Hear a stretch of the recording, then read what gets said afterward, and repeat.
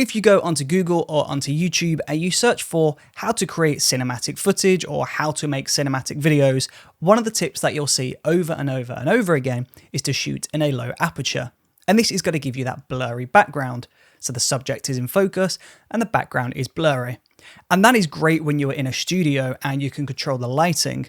But when you go outside on a bright sunny day, if you pull your aperture all the way down to f1.8, you'll end up with a bright, overexposed image. It won't look great.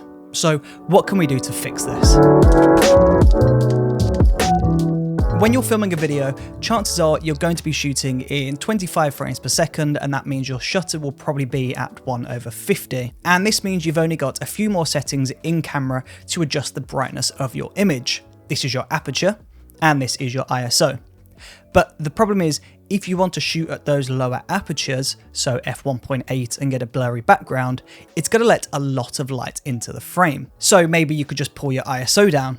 But even if you pull your ISO all the way down to 100, you're still probably going to end up with an overexposed video. So what can you do in this situation? Well, quite simply, all you need to do is buy an ND filter, a neutral density filter. So this is an ND filter. And essentially all an ND filter does is darken your frame. So you put this in front of your camera lens, you screw it onto the lens, and it's just going to darken the image. So obviously you wouldn't be using this inside or in a studio, but if you're outside on a bright summer's day and you want those lower apertures, then using an ND filter is going to allow you to use those lower apertures and get a perfectly exposed video. Now, ND filters are measured by the number. So ND2 is not very dark, and then ND1000 is really, really dark, and it's going to really pull that light out of the sensor. Typically, you won't need any more than around ND32. I've found ND32 pretty much covers all of my bases when I'm filming outside at those lower apertures. But the problem is, do you get multiple ND filters, an ND2, an ND6, ND8, ND16, and just keep going up until you get 32? I wouldn't recommend it. Instead, I would recommend getting a variable ND filter. This is basically just multiple different ND filters in one filter. You pop this onto your lens. So I would grab my lens, screw this onto the front of the lens, and then as you'll notice, you've got this ring here where I can adjust the ND number.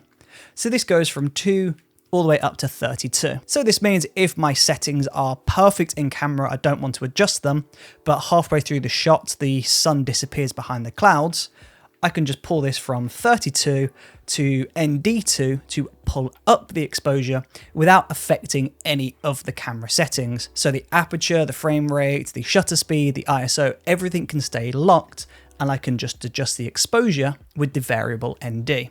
Really good piece of equipment. Now, you can get really cheap ND filters and you can get really expensive ND filters. I wouldn't recommend the lower end, and I don't feel like the really, really expensive ones have a massive advantage over the mid-tier ones. For reference, the variable ND filter that I have on right now was around £60, which, considering how much it does for your shot, isn't that bad at all. You can spend hundreds on them, but I really think there's not much return on your investment at that point. If you go for the lower end ones, you'll notice that it starts to add coloring into your shot, so it may do a slight green or a slight purple hue into your video, and you may notice it might soften off the edges or it might add some distortion. So be really careful when you're buying one of these, but aim for around the £50 to £70 mark, and you'll find yourself a pretty decent ND filter. If you create videos for a living or if you create videos for a hobby, then an ND filter is an absolute must-have. And if you're buying an ND filter, then make sure it is variable, because that means you won't have to have many different ND filters with you when you're out filming. When you're buying an ND filter, just make sure that the thread size of the filter matches the thread size of your lens. And we find the thread size by looking at our lens or our lens cap. So if I look at this is the Sigma 18 to 35. I can't see it on the lens, but if I look on the lens cap on the inside, it says 72 millimeters. So the thread size is 72. So that means I would buy an ND filter with a thread size of 72 millimeters to ensure that it fits on perfectly. So if you want to shoot cinematic videos with those lower apertures outside on a bright sunny day, all you need to do is just buy a variable ND filter and all of your problems will be solved.